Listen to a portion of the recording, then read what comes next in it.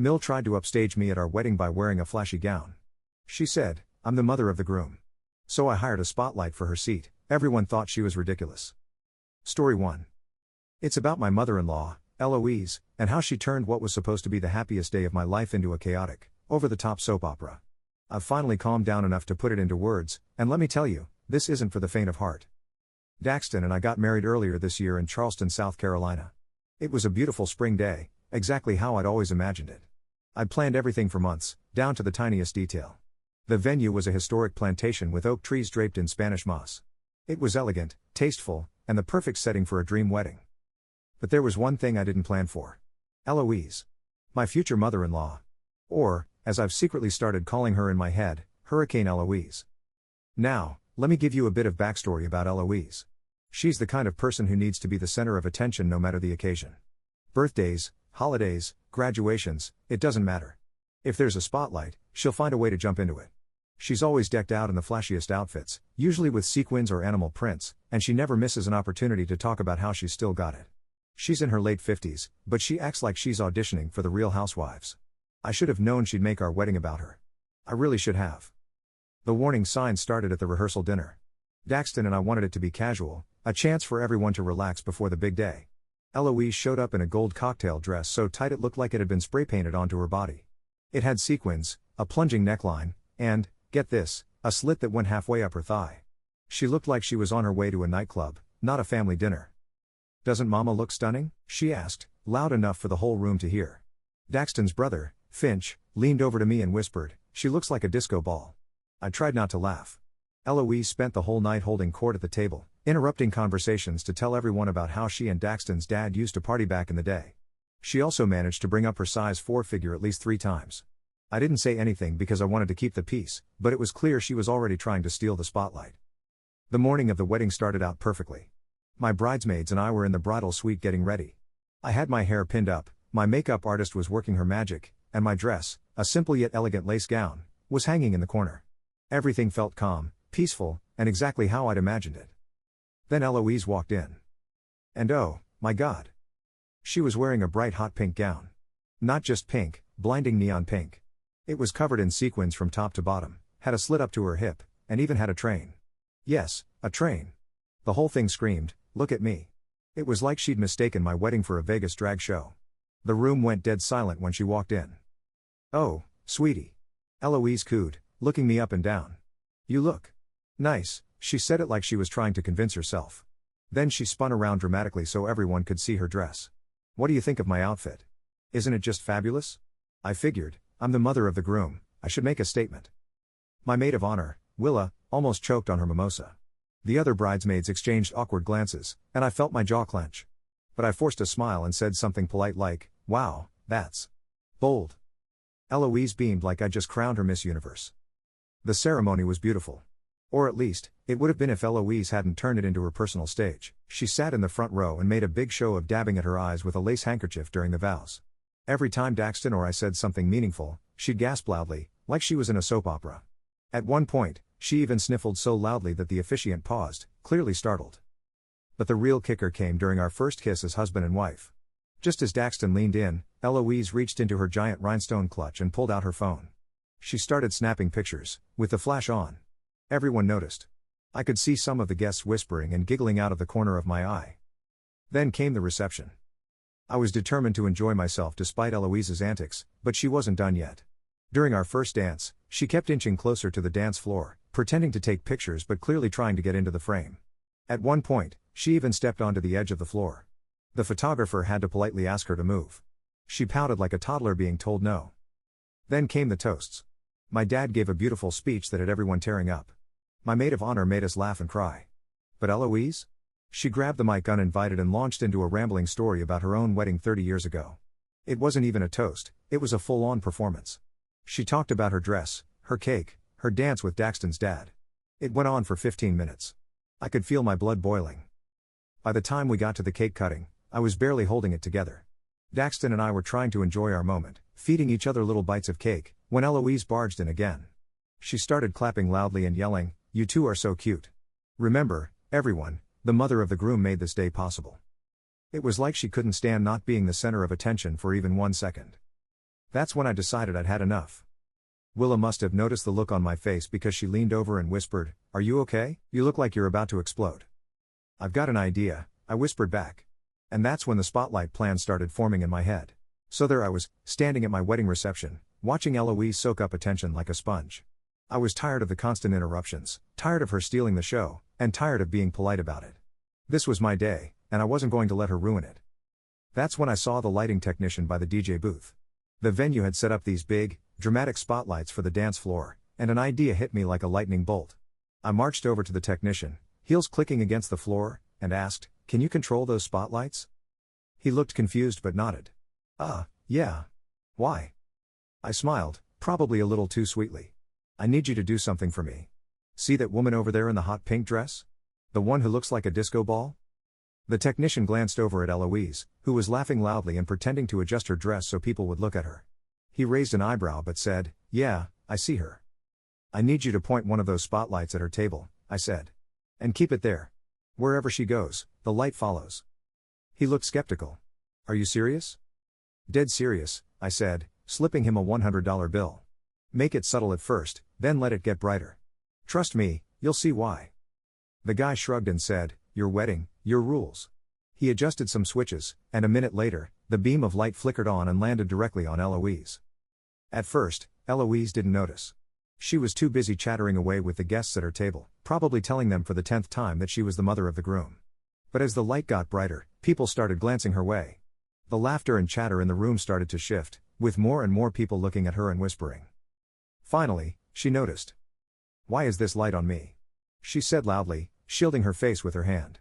She looked around, confused, as if expecting an answer. No one said a word. The spotlight stayed fixed on her, bright and unrelenting. She stood up, probably thinking she could get away from it. Big mistake. The technician must have been a wizard with that lighting rig because the spotlight followed her every move. When she tried to walk toward the dance floor, the beam tracked her like she was on stage. When she spun around to head back to her table, it moved with her. It was as if the universe itself had decided she was the star of the show. "Why is this happening?" she hissed to Daxton, who was standing next to me by then. I could tell he was trying not to laugh. "I don't know, Mom," he said, shrugging. "Maybe because you're so radiant tonight?" The guests were loving it. At first, there were just a few muffled chuckles, but as Eloise kept trying to dodge the spotlight, people started outright laughing. Someone jokingly yelled, "Work it, girl." And the whole room erupted. Eloise's face went red, matching her bright hair, and she glared around the room like she thought someone was playing a prank on her. She kept tugging at her dress, trying to look dignified, but it was no use. She looked like a performer who didn't realize she was in a comedy routine. I could tell she was getting more and more flustered. Finally, she marched over to the DJ booth and demanded, "Turn that thing off right now." The technician gave her the most innocent look. "It's automatic," he said. "Once it's locked on someone, it can't stop. Must be the sequins, it's reflecting the light." Her jaw dropped. "The sequins?" "Yeah," he said. "They're just so bright." That's when Willa, my maid of honor, chimed in. Loudly enough for the whole room to hear, she said, "Wow, Eloise, you really are the star tonight." The room burst into laughter again. Eloise looked like she wanted to crawl under a table. The spotlight stayed on her for the rest of the night. Every time she tried to sneak away, the light followed. When she went to refill her drink, the beam lit up the bar area. When she tried to sit at a different table, the guests there cracked up and made room for her, saying, "Our VIP is here." Even when she went to the bathroom, people joked that she was taking her spotlight with her. By the time the night was winding down, Eloise had stopped trying to fight it. She sat at her table, arms crossed, glaring at anyone who so much as glanced in her direction. She barely said a word for the rest of the night. Meanwhile, Daxton and I had the time of our lives. The pictures of her sulking in the spotlight are some of my favorite photos from the wedding. The next day, Eloise called Daxton to complain. "Your wife's wedding was a disaster," she said. "Everyone was laughing at me. That stupid spotlight ruined everything." Daxton didn't even try to hide his grin. "I thought you loved attention, Mom," he said. "You're always saying you should shine bright. Well, you got your wish." She hasn't brought it up since. I think she knows deep down that she overstepped, but Eloise being Eloise, she'd never admit it. And me? I've got the best wedding story ever. Every time someone asks how the day went, I get to say, "Oh, it was perfect," especially the part where the mother of the groom stole the show. Literally. Revenge doesn't always have to be loud, but it should definitely be bright. Story 2. This happened last year, and I'm still picking up the pieces. My cousin Callista, who has been a pain in my life for as long as I can remember, crossed the ultimate line. She stole my identity, took out a $25,000 loan in my name, and expected me to just deal with it. Spoiler alert, I didn't. Instead, I made sure she paid for it in every way possible. A little background on me: I'm Faye, a 43-year-old paralegal from Pittsburgh, Pennsylvania. I've worked hard to build a stable life. I'm not rich, but I'm careful. I don't spend money I don't have, and I've spent years building up my credit so that, if something ever went wrong, I'd have options. My cousin, Callista, is the complete opposite of me. She's 36, and she has spent her entire adult life making bad decisions and blaming other people for the fallout. Callista is the kind of person who treats life like a game of Monopoly. She'll take the money, roll the dice, and hope nobody notices that she skipped rent, bounced checks, or ignored her debts. She's left a trail of unpaid bills and burned bridges everywhere she's gone. But somehow, she always managed to charm her way out of real consequences. At least, until now. I first realized something was wrong when I got an email from a company called Keystone Lending. It wasn't spam. It was an actual confirmation of a $25,000 personal loan, with my name and social security number on it. At first, I thought it had to be some sort of phishing scam. But the email had all my details. My full name. My address. Everything matched. I immediately called the company. After waiting on hold for what felt like forever, I finally got someone on the line. I explained that I had never applied for a loan with them, and they pulled up my file. Well, ma'am, according to our records, the loan application was submitted last week, and the funds were dispersed 2 days ago. What do you mean dispersed? I could feel my chest tightening. I never applied for this loan. I never signed anything. The representative hesitated for a moment, then said, the signature on the application matches the one on file for your bank account. Except it didn't. Because I never signed anything. My mind was racing. How could this have happened? I asked them to send me the documents. When I got them a few hours later, I knew exactly who was behind this. The handwriting wasn't an exact match for mine, but it was close enough to fool someone who didn't know better. The name on the account the money was deposited into wasn't mine, but it was close: C. Jansen. Callista Jansen. Let me tell you a bit more about Callista. Growing up, we were close. She was like the little sister I never had. But as adults, we couldn't be more different. I went to school, got a steady job, and focused on building a life. Callista drifted. She bounced from job to job, from boyfriend to boyfriend, always with some excuse about why nothing was ever her fault. Over the years, I'd lent her money more times than I could count. She never paid me back, not even once. Each time, it was some sob story: her car broke down, her rent was late, she needed groceries. And each time, I told myself it was okay because she was family. But stealing my identity? That was a new level of betrayal. I didn't want to believe she could do something this awful. So I called her. Maybe, just maybe, there was some other explanation. Maybe it was all some huge misunderstanding. She picked up on the third ring, her voice as cheerful as ever. Hey, Faye. What's up? You stole my identity, I said. My voice was calm, but I was shaking with rage. There was a pause. What are you talking about? I'm talking about the $25,000 loan you took out in my name, I snapped. Don't play dumb with me, Callista. I saw the documents. I saw your account. Her tone changed instantly. Okay, look, I was gonna tell you, she said, as if that made it better. I just needed the money for a bit. I'll pay it back, I swear. I couldn't believe what I was hearing. You needed the money? So you just decided to steal it from me? Do you even realize what kind of trouble you've put me in? This is fraud, Callista. You could have ruined my credit for years. She actually laughed. Faye, you're being so dramatic. It's not a big deal. I'll pay it back before anything happens. Relax. Relax. She wanted me to relax. My hands were shaking so hard I had to set my phone down. I couldn't even think straight. You have 1 week to fix this, I told her, my voice cold. 1 week, or I'm going to the police. You wouldn't, she said. You wouldn't do that to family. You don't get to pull the family card, I shot back. Not after this. I spent the next week in a fog of anger and anxiety. Part of me hoped Callista would come to her senses and fix it. But deep down, I knew she wouldn't. She always relied on other people to clean up her messes. Why would this time be any different? When the week passed and nothing happened, no apology, no attempt to undo the damage, I made good on my threat. I filed a police report and hired a lawyer. The next few months were a whirlwind of legal drama. Callista didn't even try to defend herself. She showed up to court acting like the whole thing was some minor misunderstanding. I didn't mean any harm, she told the judge. I was just borrowing it. I was going to pay it back. The judge wasn't having it. Between the forged documents, the fraudulent loan, and her blatant lack of remorse, the case was a slam dunk. Callista was found guilty of fraud and ordered to repay every penny of the $25,000 loan, plus legal fees. And since fraud isn't something you can just walk away from, she's now stuck paying it all out of pocket. At first, I thought winning in court would bring me closure, but Callista's mess wasn't done haunting me just yet. While I was relieved the law was on my side, the damage was already done. That $25,000 loan sat on my credit like a stain, and even with the judgment against her, getting it cleared from my record was like pulling teeth. It took months of back and forth with the credit bureaus, dozens of letters, and more stress than I care to admit. Every time I had to explain what happened, I could feel the humiliation and anger all over again. And Callista? She didn't make it easy. She dragged her feet on every payment. The court had set up a repayment schedule, but she made excuses for every missed deadline. First, it was her hours getting cut at work. Then, her car broke down. Then, she conveniently forgot to send the check. It was always something with her.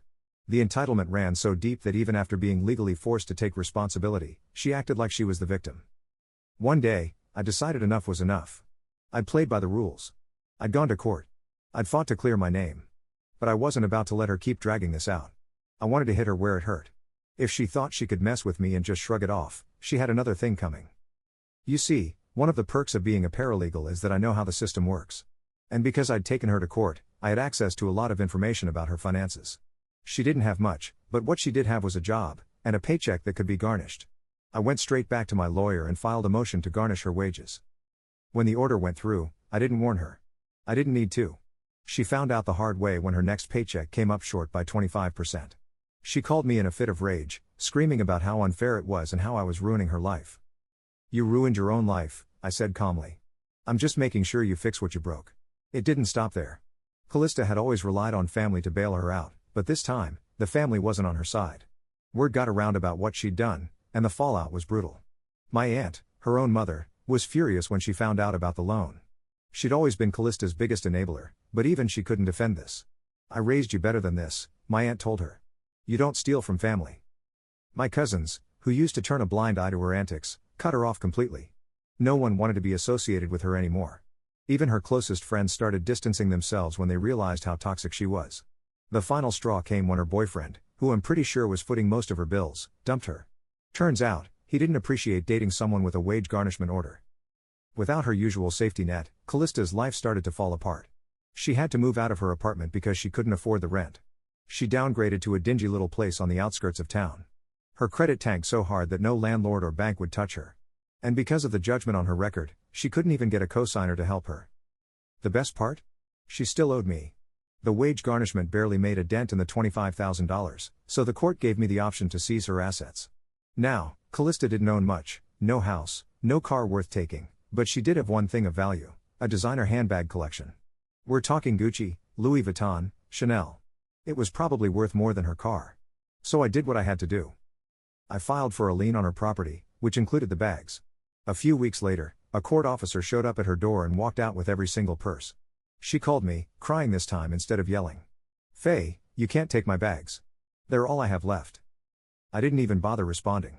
I sold those bags at an auction and put the money straight toward the loan. Watching her precious status symbols get carted off was the sweetest revenge I've ever tasted. Eventually, I got the entire $25,000 back. Between the wage garnishment, the sale of her bags, and a few tax refunds the court intercepted, it all added up.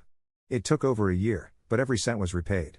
And while the money was important, what I really wanted was for her to feel the weight of her actions. And she did. Callista's reputation was destroyed. She burned every bridge she had, and nobody was willing to help her anymore. She's still out there somewhere, struggling to keep her head above water, but she's not my problem anymore.